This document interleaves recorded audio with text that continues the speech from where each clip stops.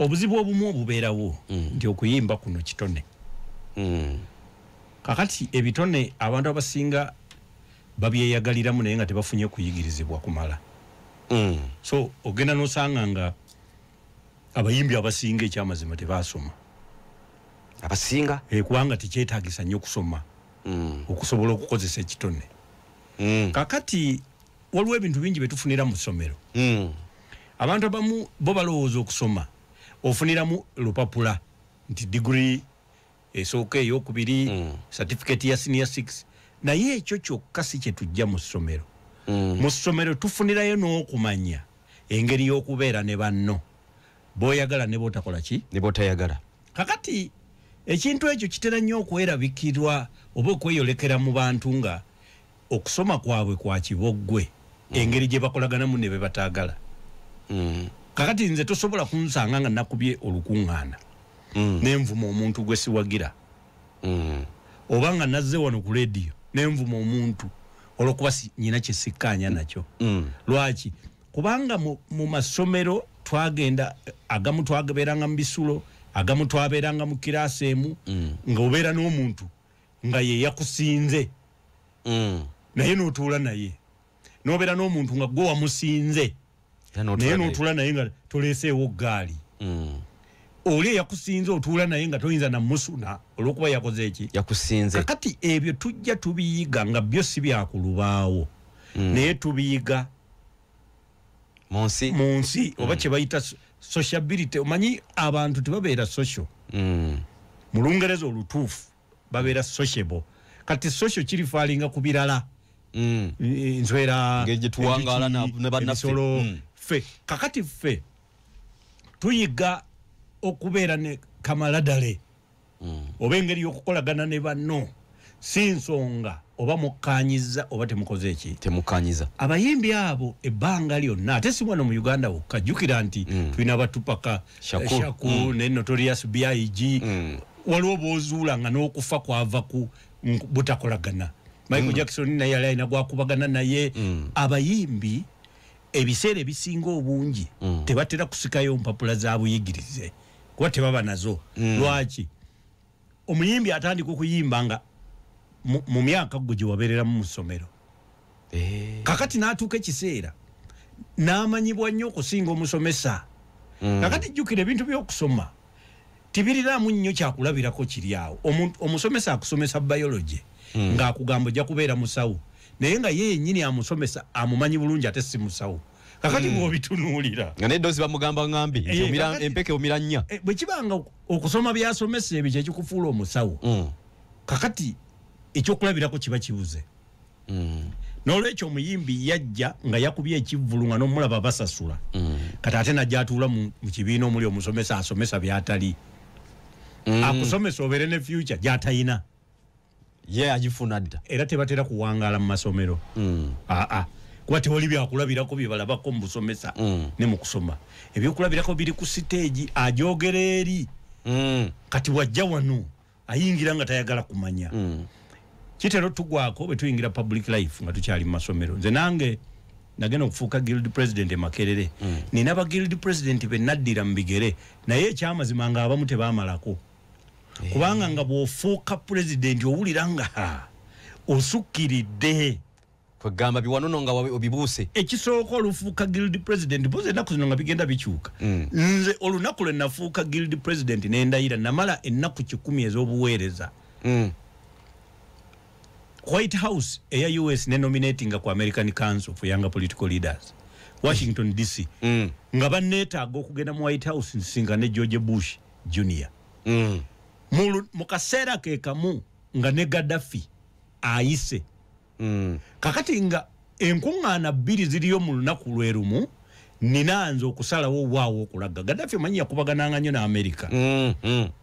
Era nasalawo obusazi ne ngenda mu Amerika vice wange ne musindika wa Gaddafi. So obunene obuli awo ogenda okudda nga toyagala kumanya. Olwoyogeddeko ne president w'ensi yonna. Badde wali bamfulayinze bantaddewe okusula mu White House. Kakati tulina wano abakulembeze abatalabangayo. Naye jjukira febe twabiraba tuli bayizi kakati omuyizi otudde ward vice chancellor akugamba mbwate biki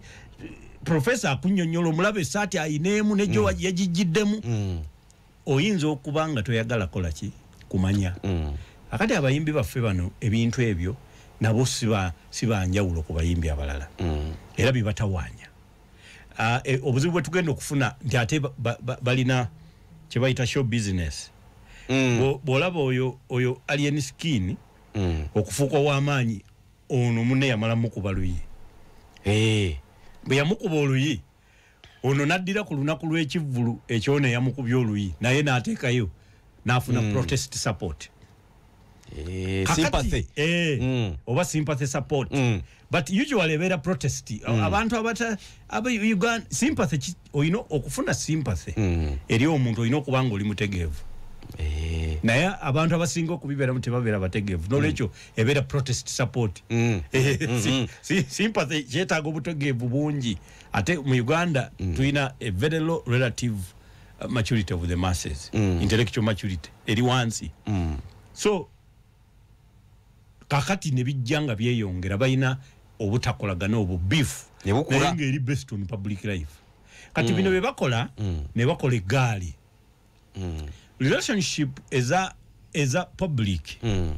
n'abayimbi baabwe ne relationship ya bitongole bikuuma ddembe oba gavumenti n'abayimbi eyo naye egenda kuleeta obuzibu mu Uganda kubanga tulina gavumenti ekiririza ennyo mu task forces mu kifo kya institutions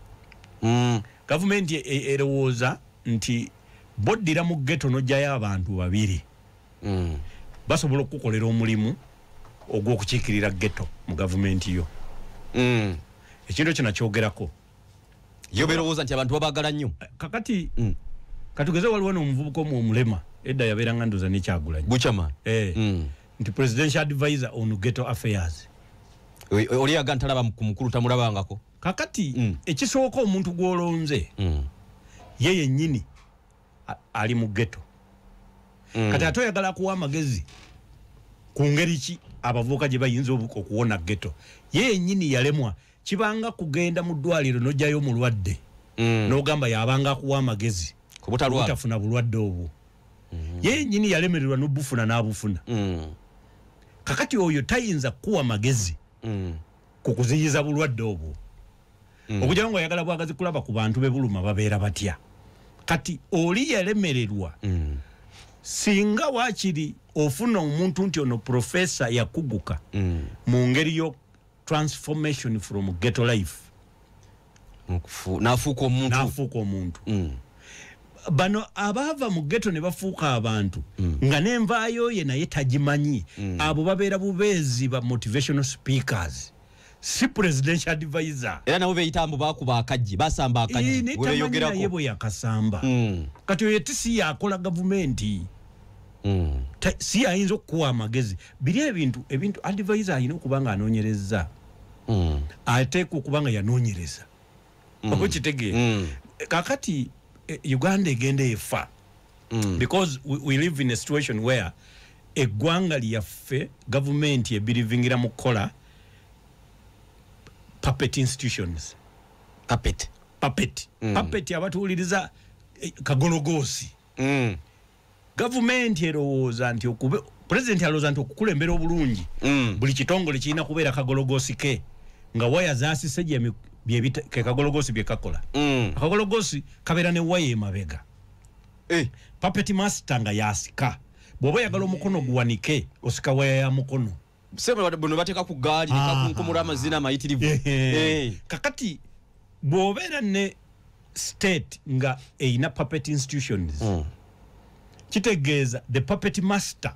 puppeteers the whole country to a direction ye gyayagala ekitongole ekiramuzi ne kibanga nakyo puppet institution ng'emisango akuba simu nti gumusinge kitongole ekyamagye puppet kuba eyo ekolera ku order ye commander in chief electoral commission puppet political party ye tebalonda bakulembeze yabalonda kakati naddira ne mu ghetto n'asindikayo puppet ebintu tebibeera ku professionalism nti omuntu kyamanyi kyassa mu nkola naye omukulu kyayagadde akati bw'osanga nga byayagala si bituufu nga bikyamu eggwanga lekkubo lyekola ki erikwata akati bano abaana ekibatawaanya mu kwagala okukola puppet institutions ne mu bayimbi gavumenti yateekamu amaanyi osanga omuyimbi ng'ayina emmundu etaliko license osanga omuyimbi nga bw'aba yayogeddeko ne president ku simu jjo bw'alaba ate ofiisa amugamba nti law and order agamba talina kyaŋŋamba so tugenda kufuna akaseera ak'okuttibwa abaana abo bagenda kuttiŋŋana naye ng'ekibatawaanya butamanya tewali kirala si kubeera abo amaanyi bakola ki kubanga bato ze tusuubira mu bayimbi zandibaddenga ku stage nga bw'olaba Shiba ne Cindy ezo feze bato ze twagala nga balwanyisa muziki abalabi ne basasula ne bajja balaba nebine byebikondekonde bino baba bavudde ku mulamwa okujjako ng'ate kati bayingidde boxing Muhanji n'abategeka n'agandi kakati bano bakole ki era nze nabadde ntandise obyagala nga bategeka ebikundi ne bakubagana ebigwereeyo so bino bibatandise that is a degree of criminality era poliisi bwetayanguwa kukwata abantu ntwabo kubajja mu society bigenda kututawaanya abantu bebuuza mulimbi omu Alien Skin gye buvuddeko yalumba ekitebe ekimu ekibyobufuzi police statement kyekati no teria yawulirwa nako ku nsonga ngezo waliwo ebintu ebimu abantu balowooza nti kiringa ekiraga nti bw'abaako ebintu byakola government ebinamu interest tebadde tefaayo kati essaawa zino we kituuse kiyinza okuba nga government kigiremye okuhandolinga nga tekigisuseeko tekigiremye naye kiginyumira government eyo gyolaba candidate abadde akyagitawaanya ennyo muyimbi so kakati eyina focus ne interest nene mu gundi mu department y'abayimbi so okubaleka ne batabukatabuka is enough diversion era bayinza obbireka kugaba focus zaabwe ne bazijja ku administration and leadership ne badda bombi nnyini mu kuba bajja nakubongera batendeka bafunire eddala eggaali nze kyendowooza gavumenti kyeyandikoze abayimbi bano baba baagala ebyo ebintu edda twalina leadership school ekyankwanzi simanyi oba ekyaliyo babatwale bona abayimbi ba Ramundi Ngofu babatwale babatendekeko bafune military training bofuna military training ovaayo ng'olina ebintu bingi nnyo byotegedde nga otandise n'okufuna n'okutegeera obulabe bw'emmundu era nga newe bagikuwa olwawo gikozesa naye eriyo gw'osanga n'emmundu nga yayize buyizi kukuba sabbaawa bino byebatutigira n'ojjuza fayiro n'otambula gundi n'ateekako IGP n'ateekako crime intelligence n'eteekako n'ossa mu kiwato n'omutunuulira nga buli waalaga agitadde mu ka-t-shirt nga kano kenyambadde mbwerabikeko n'omanya nti oyo tamanyi mundu kyekitegeeza gwe okubeera obubeezi ng'ogiraga abagyagala bayinza ogikuggyako olw'ensonga ez'enjawulo naye buli sasi lyefulumya ze statement zojja okukola mu ggwanga so n'olwekyo nze ndowooza gavumenti yeetaaga okufuna okumanyisibwa okwenjawulo ndowooza wabeereyo ate lwakuba nti abawebuzi baabwe ababayimbi bayinza kuba tebabawa bulungi bintu ebyo obanga tebabimanyi naye kakati ekiseera kituuse gavumenti ekitongole ky'abayimbi etandika okukinoonyerezaako engeri gyegenda okiyamba away from criminality mu byobufuzi ebyo nga candidate yasinga okutawaanya omukulembeze aliko kati eyasinga okuba ow'amaanyi Honorable Kyagulanyi yali muyimbi n'olwekyo waliwo ekirowoozo nti mu gavumenti n'okulengera ti abayimbi bano bafuuse ensonga enkulu mu byobufuzi bya Uganda baali tibabeerangako mu byabufuzi nnyo era waliwo n'abalonzi abajja nga bapya mu kulonda mu ggwanga olw'okuba baali bo bawagira omuyimbi bwabwe era nga ebiseera ebimu bamulonda nga artist of the year naye nga tebalina mu byabufuzi kati bwe yayingira najja nabo so twafuna ne first time voters mu kulonda okwaggwa okwa 2021 olwa effect eyo n'olwekyo eyo study yaliwo yalaga nti abayimbi beetaaga proper governance mechanisms beetaaga obukulembeze beetaaga focus neneko by government ensonga eyokubiri eya COVID-19 nti COVID-19 mu bintu mu business ezisinga ezalina ezaali affected ye business ey'okuyimba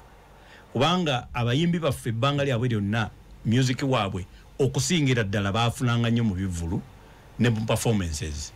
eziri physical kakati covid-19 bwe yali azze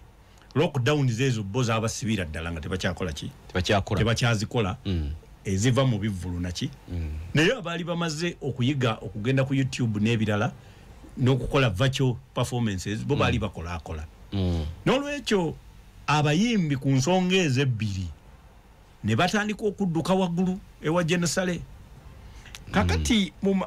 mu byenfuna ne batandika okubawa ssente ez'okuva mu muggalo oba ez'okubanga mubeerawo nga mukyakola business naye nga muli mu muggalo oba nga mwakaguvaamu mu byenfuna eyo nkola bagiyita quantitative easing oteeka otya ssente enkalu mu nsawo z'Abannayuganda kakati ekintu ekyo kyali kirina okukola bonna naye baakikola nnyo mu bayimbi okusinga lwaki kugamba bwe ntyo kati ewaffe e Masaka waalingayo omukyala ng'atunda manda gana ag'okugolola ag'okufumba mu pasi z'amanda ezo bwe zityo Chako ng'akozesa ensawo 3 nga kapito buli ensawo nga ya 8,000 egyo 8,000 24 kakati bw'omuggala mu muggalo gye bayita lockdown okumala emyaka 2 jukira nti ziri ensawo yaweererangako abaana n'asasulako n'omuzigo gwe mu nnyendo kati yagenda okuva mu lockdown nga ssente za kapito yennyini nga yamulya kubanga zaabadde alyako nga takola kati oyo omuntu aba yeetaaga physical cash mu nsawo ze gye bayita quantitative easing process eyali erina okuviira ddala mu Bank of Uganda era n'amawanga ag'enjawulo gaafuna obuyambi okuva mu World Bank nga gakoze proposal za ssente ezo newolo tulina ze twafuna oba IMF yazituwa zaalinga za kukola ekyo so n'olwekyo abayimbi baali tebasaba ku ssente za Jenosale ez'omu nsawo ye baali beetaaga kufuna ssente era nga zajja ku nsonga ezo era ne batandika okuzifuna so n'olwekyo bw'omala okufuna ssente what do you do quantitative easing kitegeeza okwongera ssente mu nsawo yo oyongere okuddukanya bizinesi yo oba kitegeera kakati mbuulira ku bayimbi bonna be bagoba ani alina hit omwaka guno guwedde tewali kati kitegeeza beerabira ne batandika gufuula mulimu kusaba ssente eno nga yesoosi nga gye bafudde ssente omanyi wano mu Uganda tulina ekizibu abantu abasinga okufuna ku ssente tebaawula okubeera ne millions of shillings n'okubeera miliyoniya tebabyawula nalebo mpaamu ku njawulo ate kipya nange nno badde sikiwulira kati olwaleero bwe nkwata n'enkuwa biliyoni 8 obeera oyina billions of shillings naye tobeera biliyoniya era ojja kulwanyisa ssente ezo bw'oba obadde omanyidde obukadde 5 ku akawunti yo ogenda kuzirwanyisa oba kuzikasuka oba kukola gaali oba kugula motoka zikuwerekera oba kugula kukasukako paka lwoddayo ku miliyoni 5 n'olyokugamba nkoze nti nga buzze oba kitegeera oddayo mangu mu bajeti yo kati bebatulaba ku mikolo abamansa mu bivulu kasita olabanga omuntu amansa ssente bw'ati manya nti si miliyoniya era si biliyoniya ayina bubeezi billions oba millions era nga bw'amaliriza muwe buwi mwaka bwe ziba zaali nnyingi oba myaka 2 bwe ziba zaali nnyingi era ebyo bwe biggwako tojja kuddamu kuwulira nga amawulire gamwogerako tojja kuddamu kuwulira nga bamutendereza bano ba bloggers tojja kuddamu kuwulira nti yajooza ebbaala n'agikuba ku ttaka waliwo abaddiranga n'akwata kabando ak'emitwalo 5 eziba miliyoni 5 nassa ku faani oba ku kiwujjo mu gavana ne kiziwujja abantu ne balwanira ezo kakati oyo ayina bubeezi millions naye si miliyoniya kitegeezanga okola ekintu ekivaamu ssente eziwera ezo kati bw'oba tonnatandika kufuna kyokola ne zivaamu toli watomera by accident so kati abayimbi bano bwe baafunanga ssente ezo bo balowooza nti source of income ekyuse kati bavudde kuyimba kati eri ggulu ne babanga buli ddakiika batwala butwazi ngero kati jeno omanyi obuzibu obuliwo kakati abantu bali kuba kati bw'oba oyagala tukinyweze kati twagala tukole bwe tuti kati twetaaga ssente bwe ziti kati basookera kutwafiirwa ebivvulu bwe watuwera sente zaffe zizino bapromota ne babawa abayimbi ne babawa abaki ne babawa so nno eyali candidate Mwami Kyagulanyi n'atandika n'obbawa amagezi ne mugenda kujogebwa kakati ekyabatuuseeko kyalwawo kubatuukako kibadde kisuubirwa era nze bulijjo simanyi lwaki kibagamba kubanga tebalina kibatwalayo tosobola kubanga buli ddakiika oteekateeka kukola kufuna wealth creation nga katugenda mu myaka 3 nga bakuwa ssente nga naye tonnaba creating wealth n'olowooza nti gojjamu creating agobera bikulemye so n'olwekyo abayimbi baffe abo tebategeera kigenda mu maaso era beetaaga kubuulirirwa kakati baddemu bayimbe bamanje ennaku yaabo bategeere nti systems ezirina okuteekebwawo nga bw'okola hiiti egenda okuggwa mu matu g'abantu ng'ekyamazima ne mu banka okoze hiiti nga newaka esigiri zikola hiiti nga n'abakyala beeyagala mukyala waasazawo kyayagala kyakola oba buli ddiro lirimu firiji nga oteekamu oba omukyala ayagala kusula mu gaalubindi mwasula kubanga wakola hiiti nereeta ssente zaayo era ssente n'ozikolamu ebyomugaso so toyina hiiti totuteganya kubanga buli mwaka oyina okubanga kiseera bakole ssente ng'abayimbi singa abasabi buli bayimbi ate muleme kufuuka basabiriza n'olwekyo ekyo kyabadde kibakwaza ekisookera ddala wano mu Uganda tukozesa gye bayita common law system omanyi system zino ziri bbiri waliwo gye bayita civil international law ne common law system akati okutegeera ebintu ebyo obeera n'essomo ery'amaanyi ery'ekinyusi mu mateeka lye bayita jurisprudence yoba okeberamu ng'osunsula akati civil international law yo eyina principle zaayo on criminality yeegamba you are guilty until proved innocent eyo ye civil international ki kakati common law system yeegamba nti you are innocent until proved or pleaded guilty until proved or pleaded yes nga gwe kennyini ogambye naguzza olwobeera tokyali innocent obanga kooti mu nteekateeka zayo ne mu ntambuza yaayo mu kuwozesa ekizudde nti wakola ki waguzza kakati buli lwoba nga tonnatuuka ku ssa eryo obeera wenkanankanira ddala wakati mu kuwozesebwa n'omuntu omulala atalina nakimuvunaanibwa mu ddembe so obeera oyina kye bayita presumption of innocence ense oteekeddwa okuba kooti eyina okukutunuulira n'omulamuzi alina okukutunuulira ng'alabira ddala omuntu atanazza kasango naaka kubanga tonnayogera nti waguzizza ate ne kooti tenakizuula nti wakoze eki waguzizza kati eyo ye principle oba ye general rule ffe mwe tutambulira mu Uganda kakati njagala abatuwuliriza mutegeere oba nammwe mwebuuze omuntu yenna atayina musango yeetaaga okubeera mu kkomera kubanga tannagamba nti ayina ne kooti tezinazuula nti akola ki agulina ateeberezebwa buteeberezebwa edda waliwo gavumenti zetusomako ng'eyamiini zaatuuka ekiseera nga mu kumalawo ebyobufuzi ebyokuwakanya omukulembeze w'eggwanga eyaliko nga n'omuntu akubanja adduka buddusi n'agenda agamba omupoliisi alinaanyeewo nti oyo akolagana n'abayeekera bakiyitanga kuyunga sekisoni bamuyunze oyo musajja waawo bamusse nti kiki tali munange bamuyunze sekisoni nti akolagana n'abayeekera bano aba Museveni bamisomu baani so n'olwekyo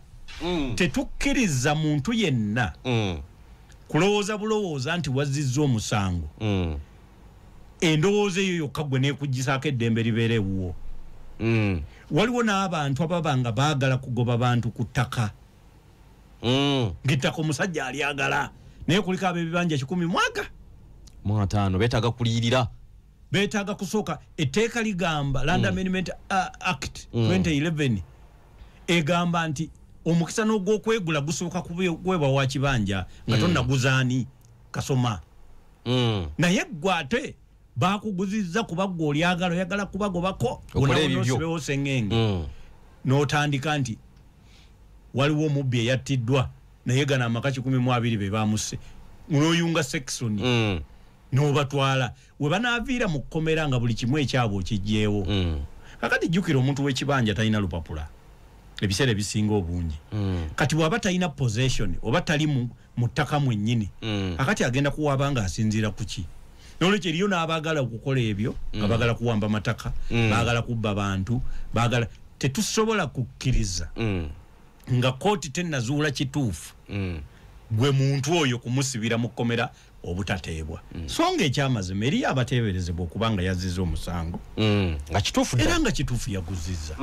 abo nabo tebabulayo naye ekyo kyekiteekesaawo okuwoza n'okuwolereza ebere minzaani n'olwekyo president wa Uganda kituufu alina obuyinza ku poliisi ya Uganda kubanga ye commander in chief naye kino ekintu tekiteekebwawo kusalawo kwa poliisi ekyomuntu okuweebwa bondi kino kiri mu ssemateeka wa Uganda nti omuntu toteekeddwa mutereka nga talaba beewuwe nga tali wakaawe nga teyeeyagalidde n'omuteeka mu kye bayita ekkomera okusukka essaawa 8 bagezaako okukuliza ne bazaagala zifuula 72 naye essaawa 48 omuntu ateekeddwa okuba nga amaze okutwalibwa mu kooti akati bano abapoliisi nga tebannasanyuka balina kye batamanyi bo balowooza nti olwo bakuwadde olukusa kasoma omukuumire mu kkomera lya poliisi paka okunoonyerezaako okutuuka okufuna charge sheet nga resident state attorney amaze okukkiriza nti bamutrying bamutwale mu kooti nti wekinaggwera wekitwala wiiki 2 tinyamuteeka mu kooti mu kkomera lyange wiiki 2 nedda ekyo president kyakoze kitegeeza poliisi eyina okukolanga emirimu gyayo ne giggwa mu ssaawa 8 kweza ensonga era bweba tekikoze ffe tulina etteeka erikkiriza okugenda mu kooti n'oteekamu application nti essaawa ziyiseewo omuntu wange tebannamuteeka mu kooti n'olwekyo tusaba aweebwe ateebwe kye bayita unconditional release ffe balooya tukisaba n'ateebwa buteebwa nga n'ebya kooti ebya kyaji tebamukyaginze senga poliisi ebeeremereddwa okukola omulimu waayo mu budde ebeeremereddwa okuggyako nga pulezidenti wa Uganda agamba nti ebitongole bya poliisi bitandika ate obutakkiririza mu biragiro bya kooti ekitegeeza nti awo rule of law evuddewo naye bwebanga ekyaliwo pulezidenti teyabuuliddwa kimala kumutegeeza nti obuyinza obugaana omuntu okuteebwa tabuyina buli mu chapter ya 4 eya ssemateeka w'eggwanga fundamental rights inaliyenebo they are sacrosanct tebikwatibwako gwe ne bw'oyagala okulagira otya ngwina kyeyagaliza ne bw'obeera president ne bw'obeera bano bapasita bano akwata ku muntu n'agwa nga mulimu omuzimu tokkirizibwa so n'olwekyo president wa Uganda obwo obuyinza takola ki tabuyina kakati obuyinza obwa LDU kwata amenya omusango amenya amateeka ne bwebanga LDU tennafuna kukkirizibwa gwe naawe Criminal Procedure Code Act ekukkiriza gwe omuntu wa bulijjo atalina butendeke bwonna kutegeera yazizza musango yadde okukwata emmundu okkirizibwa bw'osanga ng'omuntu agenda kuzza omusango gwe bayita obanga zizza omusango gwe bayita cognizable offense omusango nga singa gukukka mu vvi bakusiba emyaka okuva ku 3 okweyongerayo okkirizibwa okukola private arrest n'omutwala ku poliisi omuntu wa bulijjo okkirizibwa era mu abantu ba bulijjo mbabuulira bwe mwesanganga muli agasajja 8 temugaana kukwata yamenye mateeka ne mumuddusa ku poliisi muyina obuyinza okwarestinga omuntu si kya poliisi yokka waliwo ne bagamba ne bajja nanawe tambulidde musango gwange nankwata nedda Criminal Procedure Code Act ekkiriza omuntu yenna private person era mu abakola amagaali ezo eggaali nze mwandibadde nga muzikola kukwata mumenyi w'amateeka ne mumutwala ku poliisi ne mubakwasa sikukubagana So nolwekyo ebyo mukkirizibwa kakati ate obanga gwe private person okkirizibwa ate olwo oli gwe baatadde mu ki uniform ekitalimu na wasiza nga bamuyise LDU naye abakkirizibwa okukola ekyo. So nolwekyo ekyo kyo kikkirizibwa naye access to justice olaba ffe mu mateeka singa gwe bakukwata ne bakukweka ne tunoonyereza nga tetumanyidde ddala wawooli oba ne bagaana okuleeta mu kooti waliwo ffe application gye tusobola okuteeka mu kooti gye bayita habeas corpus. Habeas corpus kigambo kiri mu Lulatini aleetebwe olw'ensonga zino wammanga esooka habeas corpus ad judicendum aleetebwe mu kooti awoze eyo naje mukwekedde ennaku nnyingi nnyo zigeze aleetebwe bw'oba tokoze kiri ekya unconditional release baloya abasinga kye bakimanyi bakola kino ekya habeas corpus kyokka ad judicendum ajje awoze mubeera yonna oba ffe tumwetaaga ayina obujulizi ng'obujulizi obwo bw'ayina ekyamazima buyamba omusango gwange bamugaanidde bakoze eki ne tuteekamu era ekintu kyaffe ne tusaba kooti ekole orders for habeas corpus testificandum ajja testifying so abatuuliriza president wa Uganda ebyo ebiragiro bitebikola naye kino kyagamba nti nja kwogera ne chief justice kituufu osobola kwogera naye era nakola practice directions naye ezakafuluma zaali za 222 eziri ku the constitution bail guidelines for courts of judicature 2022 ezo ze yakola tayinza kusukkawo kubanga tasobola kola amendment. Chief justice tayina buyinza kukyusa semateeka tabuyina badde manye nampala w'abalamuzi balamuzi era yayinza ku issuinga era nga ze yakola ze bayita practice directions 2022 on, for all courts of judicature era yazikola nga ate nkambwe nnyo zikusobola okummisa beyiro kubanga z'amaanyi ezimu bw'ozitunuulira n'okeberako n'amateeka agakufuga kooti zino ento mwe batuusiza abantu baffe Magistrates Court Act like section 77 ogenda kulaba nga balinga n'abajama endinze naye nga yatambula mu ngeri ya kikugu n'azikola kakati ezo ze ziriwo. President wa Uganda kyalina okumanya nti omuntu okumubeeza nga tazeeko waka si kyekyo kyokka kyokka ekiremesa omuntu okuvunaanibwa naye omuntu singa kizuula for example ng'omusango gwe wakoze gwabadde gulimu violence otambula n'ebyambe wakati abantu babiri naye kati bakukutte si kyangu gwe kufuna beyiro nti nga bw'okyawoza kubanga oyinza okwongera n'ottapa ki abantu n'abo obujulizi bwonna obubaddewo osobola okubukwatako. So kooti zitunulira ebintu bingi nga tezinawa muntu beyiro zigamba nti ono abadde minisita wa internal affairs bandi bonna bakwano be avunaanibwa kino ekintu ateebwe nga tannagibwa mu ntebe eri tabule okunoonyereza oba kitegeera abamu bakyamukkiriza namu interference with investigation kati singa kizuulibwa nti gwe osobola okutabula okunoonyereza gutufuna beyiro temubalaba nti tebamuwadde bamuzizaayo yes ezo kooti kizikola mu ndaba yaazo naye nga abatuulize era mulina okutegeera kiruma nnyo waliwo ekibba mwanyi kinene nnyo n'osanga nga baziwuludde abantu batandise okusula mu misiri gyabwe waliwo ekibba nte juzi nabadde ngoma no nasisinkanya omuntu mukulu nnyo bambi ng'olaba ente ze zikuzze zitambula yalina ente bweziti ayina bweziti naye ng'abasajja basimba loole ne kuvaako abasirikale babiri ne basongasonga emmundu mu bantu ne batikka ente ze ne batwala kakati omuntu alunze ente ye omulunzi w'ente abantu abamu tebakimanyi muntu yeerumya nnyo gw'okimanyi nti omulunzi w'ente asobola okusiiba ku ttale nga talidde kantu konna kubanga mu mateeka agente kali kirale tukkirizibwa kukamira nte mu ttale nti onyweko sampolo njali okulumaawo ng'okka mu kibeere era bw'osanganga ng'omuntu ayina ebintu by'ayina mu kukola oli mu lutabaalo ate mu lutabaalo lwennyini oyagala kufuniramu oyo omanya nti tamanyi kalikya gy'aliko tokamira nte kuki ku ttale tutale tokkirizibwa kakati omusajja yeerumizza asiibyeyo ajja kukama nga amaze kuddayo kakati ente gyakuziza okutuuka awo otikka otya ente eyo n'otikka butisi kuloole kyokka ate n'amata akikwewuunyisa ekikopo kya 1000 ente agirundidde mwaka mulamba n'olwekyo ekikola ky'okubba ebintu by'abantu nga bamaze obiggusa kimalamu amaanyi pulezidenti ayongere bwongezi kapasite za poliisi kunoonyereza omulimu gwa gavumenti tegutandika nga bamaze kubba gutandika nga tebannakubba neremesa okubba kati pulezidenti wa Uganda saagala osunguwalire eri gye kisemba obusungu butandikire eno kubanga mulimu gwa gavumenti okukuuma abantu n'ebintu byabwe njagala nnyo ndabe ku busungu bw'ayina kukubba emmwanyi n'okubba ente akoze ekyo kutereeza ebitongole ebikuuma ddembe biziyize okubba tuve mu fire brigade this government eyagala nnyo ebintu by'okuzikiza omuliro naye nze njagala nnyo ekintu ky'okulemesa omuliro okubaawo prevention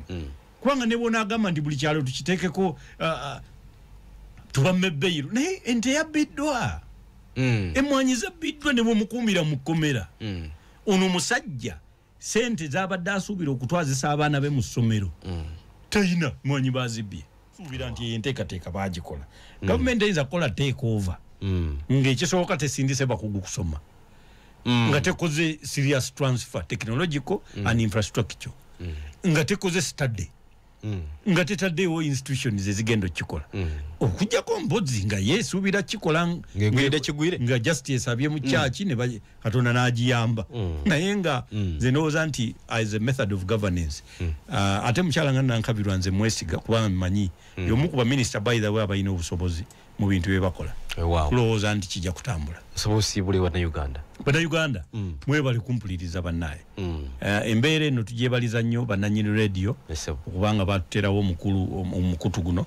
kubanga tuwuliziganya era naffe tubasuubiza nti tugenda kweyongerayo waliwo enteekateeka simanyi era gye njagala mutegeere Bannayuganda programu yaffe kigambo ku kigambo agamba nti ayenyamidde olw'okuba nti awulidde okulajana kw'abantu obubbi bw'emmwanyi bufuuse obubbi bw'emmwanyi era olw'ensonga eyagenza okukizula ng'obubbi buno businze kubanga bubaawo lwakuba nti poliisi ziyitiridde okuta ababbi abakwatibwa ku byalo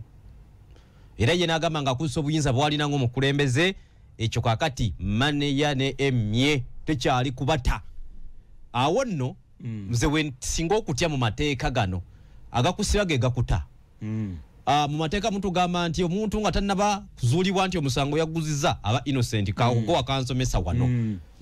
constitution yemwe era yagamba president ate nemuwa obuyinza ate era obujjawo kiri tewabeerewo okukubagana empawa ku kyekyo nyizo kirifaalingako bwabeere kolomako guwedde addressinga parliament atugamba alina obujulizi olumika ababbi parliament bwe basibuka ne mu bitongole ebimu bwe yabakwata ne bakwatibwa olwagirira amakooti nebata tuwadde kiri gye kiri naye ne kooti nabo balina eddembe lyabwe likewise nakyo njagala kireetako ku kino kyekimu ye alina obuyinza ssemateeka bwamuwa naye ate ssemateeka era omuyamwa omuntu nti nga tannaprovinga nti omusango aguziza talina kukola ki talina kubanga akwatibwa era mukyo naga nti yalagidde UPDF n'aba LDU ku kyalo agenda nakubongera emmundu bamuyambeko okukomya obumenyi bw'amateeka buno LDU yabalema n'okutongoza ngamba bano ba parliament okutongoza nga ekiwayi kyaba mukuumaddembe kiri mu mateeka tetumanyi mateeka kimu ekikolera still president asubira kwasa resources eggwanga omuli emmundu nakyo nga ate waliwo abaali balowooza nti kyali kya bulabe bano okuba nti babeera n'ebyokulwanyisa ng'ebyo ekyokubiri ebintu by'oku byalo bingi ebeerako honorable mulimu oli yajjagalira ku mukamakazi ku mukyala wange sobola okumusibako essango ne bamukwata byonna byeraliikiriza okuyunga section ku bannaffe esibo saba otandikira awo kakati abantu baffe abatuwuliriza ekisookera ddala wano mu Uganda tukozesa gye bayita common law system omanyi system zino ziri bbiri waliwo gye bayita civil international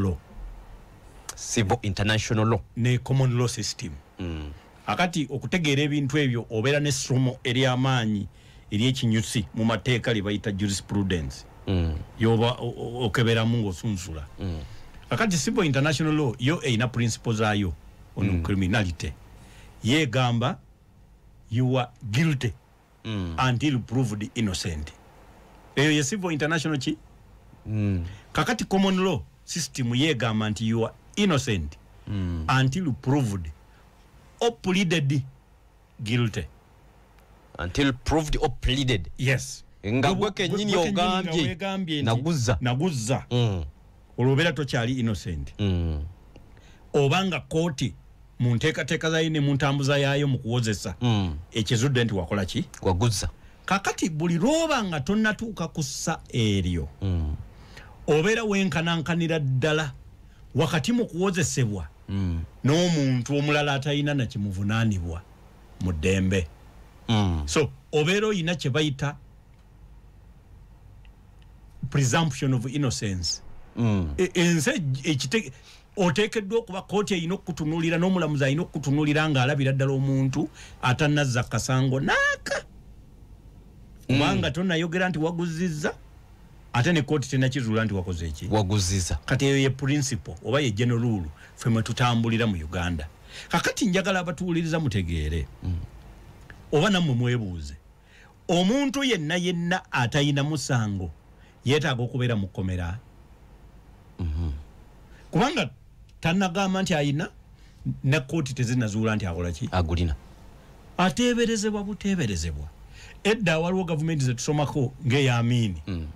zaatuuka ekiseera nga mu kumalawo ebyobufuzi ebyokuwakanya omukulembeze w'eggwanga eyaliko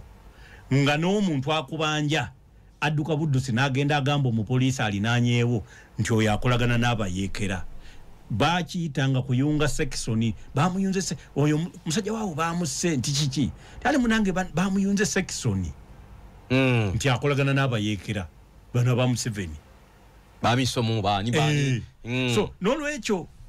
tetukkiriza muntu yenna kulowooza bulowooza nti wazizza omusango endowooza eyo yokka gwe neekuggisaako eddembe libeera ewuwo waliwo n'abantu ababa nga baagala kugoba abantu ku ttaka ng'ettaka omusajja alyagala naye kuliko ab'ebibanja 100 beetaaga kuliyirira beetaaga kusooka etteeka ligamba Land Amendment Act 2011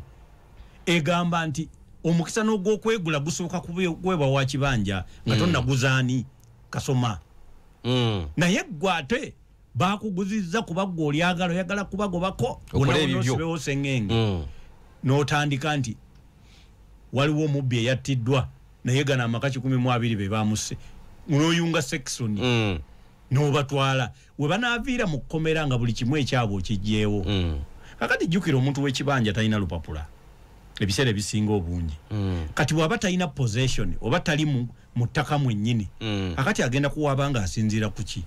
n'olwekyo eriyo n'abaagala okukola ebyo nga baagala kuwamba mataka baagala kubba bantu baagala tetusobola kukkiriza nga kooti tennazuula kituufu gwe muntu oyo kumusibira mu kkomera obutateebwa so nga ekyamazima eriyo abateeberezebwa okubanga yazizza omusango nga kituufu era nga kituufu yaguzizza abo nabo tebabulayo naye ekyo kyekiteekesaawo okuwoza n'okuwolereza ebeere minzaani n'olwekyo pulezidenti wa Uganda kituufu alina obuyinza ku poliisi ya Uganda kubanga ye commander in chief naye kino ekintu tekiteekebwawo kusalawo kwa poliisi eky'omuntu okuweebwa bondi kino kiri mu ssemateeka wa Uganda nti omuntu toteekeddwa mutereka nga talaba beewuwe nga tali wakaawe nga teyeeyagalidde n'omuteeka mu kye bayita ekkomera okusukka essaawa 8 bagezaako okukuliza ne bazaagala zifuula 72 naye essaawa 48 omuntu ateekeddwa okuba nga amaze okutwalibwa mu kooti akati bano abapoliisi nga tebannasanyuka balina kye batamanyi bo balowooza nti olwo bakuwadde olukusa kasoma omukuumire mu kkomera lya poliisi paka okunoonyerezaako okutuuka okufuna charge sheet nga resident state attorney amaze okukkiriza nti bamutrying bamutwale mu kooti nti wekinaggwera wekitwala wiiki 2 tinyamuteeka mu kooti mu kkomera lyange wiiki 2 nedda ekyo president kyakoze kitegeeza police eyina okukola ng'emirimu gyayo ne giggwa mu ssaawa 8 kweza ensonga. Era bw'eba tekikoze ffe tuyina etteeka erikkiriza okugenda mu kkooti n'oteekamu application nti essaawa ziyiseewo omuntu wange tebannamuteeka mu kkooti, n'olwekyo tusaba aweebwe ateebwe kye bayita unconditional release. Ffe balooya tukisaba n'ateebwa buteebwa nga n'ebya kkooti ebya kyaji tebamukyajinze. Senga police eberemereddwa okukola omulimu waayo mu budde. Okujjako nga president wa Uganda agamba nti ebitongole bya poliisi bitandika ate obutakkiririza mu biragiro bya kkooti. Ekitegeeza nti awo rule of law evuddewo. Naye bw'ebanga ekyaliwo president teyabuuliddwa kimala kumutegeeza nti obuyinza obugaana omuntu okuteebwa tabuyina. Buli mu chapter ya 4 eya ssemateeka w'eggwanga fundamental rights inaliyenebo. They are sacrosanct. Tebikwatibwako gwe ne bw'oyagala okulagira otya. Ngwina kyoyagaliza. Ne bw'obeera president. Ne bw'obeera bano bapasita bano akwata ku muntu n'agwa nga mulimu omuzimu. Tokkirizibwa. So n'olwekyo president wa Uganda obwo buyinza takola ki? Tabulina. Kakati obuyinza obwa LDU kwata amenya omusango, amenya amateeka. Ne bw'ebanga LDU tennafuna kukkirizibwa. Gwe nawe Criminal Procedure Code Act ekukkiriza gwe omuntu wa bulijjo. Atalina butendeke bwonna kutegeera yazizza musango yadde okukwata emmundu. Okkirizibwa bw'osanga ng'omuntu agenda kuzza omusango gwe bayita obanga azizza omusango gwe bayita cognizable offense. Omusango nga singa gukukka mu vvi bakusiba emyaka okuva ku 3 okweyongerayo. Okkirizibwa okukola private arrest n'omutwala ku poliisi. Omuntu wa bulijjo okkirizibwa era mu abantu ba bulijjo mbabuulira bwe mwesanga nga muli agasajja 8 temugaana kukwata yamenye mateeka ne mumuddusa ku poliisi muyina obuyinza okwarestinga omuntu si kya poliisi yokka. Waliwo bino bagamba ne bajja nanawe tambulidde musango gwange nankwata nedda. Criminal Procedure Code Act ekkiriza omuntu yenna private person. Era mu abakola amagaali ezigaali nzi mwandibadde nga muzikola kukwata mumenyi w'amateeka ne mumutwala ku poliisi ne mubakwasa sikukubagana. So n'olwekyo ebyo mukkirizibwa. Kakati ate obanga gwe private person okkirizibwa ate olwo oli gwe baatadde mu ki uniform ekitalimu na wasiza nga bamuyise LDU naye abakkirizibwa okukola ekyo. So n'olwekyo ekyo kyo kikkirizibwa. Naye access to justice olaba ffe mu mateeka singa gwe bakukwata ne bakukweka ne tunoonyereza nga tetumanyidde ddala wawooli oba ne bagaana okuleeta mu kkooti. Waliwo ffe application gye tusobola okuteeka mu kkooti gye bayita habeas corpus. Habeas corpus kigambo kiri mu Lulatini. Aleetebwe olw'ensonga zino wammanga esooka habeas corpus adjudicandum. Aleetebwe mu kkooti awoze. Eyo naje mumukwekedde ennaku nnyingi nnyo zigeze aleetebwe. Bw'oba tokoze kiri ekya unconditional release balooya abasinga kye bakimanyi bakola kino ekya habeas corpus kyokka. Adjudicandum ajje awoze. Mubeera yonna oba ffe tumwetaaga ayina obujulizi ng'obujulizi obwo bw'ayina ekyamazima buyamba omusango gwange bamugaanidde bakoze eki ne tuteekamu era ekintu kyaffe ne tusaba kooti ekole orders for habeas corpus testificandum ajja testifying. So abatuuliriza president wa Uganda ebyo ebiragiro bitebikola. Naye kino kyagamba nti nja kwogera ne Chief Justice kituufu osooka kwogera naye era nakola practice directions. Naye ezakafuluma zaali za 222 eziri ku the Constitution Bail Guidelines for Courts of Judicature 2022. Ezo ze yakola tayinza kusukkawo kubanga tasobola kola amendment. Chief Justice tayina buyinza kukyusa ssemateeka. Tabuyina. Badde manye nampala w'abalamuzi. Balamuzi era yayinza ku issuinga era nga ze yakola ze bayita practice directions 2022 on, for all courts of judicature. Era yazikola nga ate nkambwe nnyo zikusobola okummisa bailo kubanga z'amaanyi ezimu bw'ozitunuulira n'okeberako n'amateeka agakufuga kooti zino ento mwe batuusiza abantu baffe Magistrates Court Act like section 77 ogenda kulaba nga balinga n'abajaama endinze naye nga yatambula mu ngeri ya kikugu n'azikola kakati ezo ze ziriwo President wa Uganda kyalina okumanya nti omuntu okumubeeza nga tazeeko waka si kyekyo kyokka ekiremesa omuntu okuvunaanibwa naye omuntu singa kizuula for example ng'omusango gwe wakoze gwabadde gulimu violence otambula n'ebyambe wakati abantu babiri naye kati bakukutte si kyangu gwe kufuna bail nti nga bw'okyawoza kubanga oyinza okwongera n'ottapa ki abantu n'abo obujulizi bwonna obubaddewo osobola okubukwatako so kooti zitunulira ebintu bingi nga tezinawa muntu bail zigamba nti ono abadde minisita wa internal affairs bandi bonna bakwano be avunaanibwa kino ekintu ateebwe nga tannagibwa mu ntebe eri tatabule okunoonyereza oba kitegeera abamu bakyamukkiriza namu interference with investigation kati singa kizuulibwa nti gwe osobola okutabula okunoonyereza gutufuna bail temubalaba nti tebamuwadde bamuzizaayo yes ezo kooti kizikola mu ndaba yaazo naye nga abatuulize era mulina okutegeera kiruma nnyo waliwo ekibba mwanyi kinene nnyo n'osanga nga baziwuludde abantu batandise okusula mu misiri gyabwe waliwo ekibba nte juzi nabadde ngoma no nasisinkanya omuntu mukulu nnyo bambi ng'olaba ente ze zikuzze zitambula yalina ente bweziti ayina bweziti naye ng'abasajja basimba loole ne kuvaako abasirikale babiri ne basongasonga emmundu mu bantu ne batikka ente ze ne batwala kakati omuntu alunze ente ye omulunzi w'ente abantu abamu tebakimanyi muntu yeerumya nnyo gw'okimanyi nti omulunzi w'ente asobola okusiiba ku ttale nga talidde kantu konna kubanga mu mateeka agente kali kirale tokkirizibwa kukamira nte mu ttale nti onyweko sampolo njali okuluma awo ng'okka mu kibeere era bw'osanganga ng'omuntu ayina ebintu by'ayina mu kukola oli mu lutabaalo ate mu lutabaalo lwennyini oyagala kufuniramu oyo omanya nti tamanyi kalikya gy'aliko tokkamira nte kuki ku ttale tutale tokkirizibwa kakati omusajja yeerumiza asiibyeyo ajja kukama nga amaze kuddayo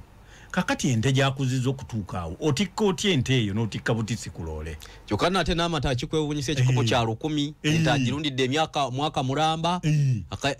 n'olwekyo ekikola ky'okubba ebintu by'abantu nga bamaze obiggusa kimalamu amaanyi pulezidenti ayongere bwongezi kapasite za poliisi kunoonyereza omulimu gwa gavumenti tegutandika nga bamaze kubba gutandika nga tebannakubba neremesa okubba kati pulezidenti wa Uganda saagala osunguwalire eri gye kisemba obusungu butandikire eno kubanga mulimu gwa gavumenti okukuuma abantu n'ebintu byabwe njagala nnyo ndabe ku busungu bw'ayina kukubba emmwanyi n'okubba ente akoze ekyo okutereeza ebitongole ebikuuma ddembe biziyize okubba tuve mu fire brigade this government eyagala nnyo ebintu by'okuzikiza omuliro naye nze njagala nnyo ekintu ky'okulemesa omuliro okubaawo prevention kubanga ne bona agamba nti buli kyalo tukiteekeko tubamme bbeyiru naye ente yabbiddwa emmwanyi zabbiddwa ne bwemukuumira mu kkomera ono musajja sente z'abadde asuubira okutwazisa abaana be mu ssomero tayina mmwanyi bazibbye suubira nti enteekateeka baagikola gavumenti eyinza kukola take over ng'ekisoboka tesindise bakugu kusoma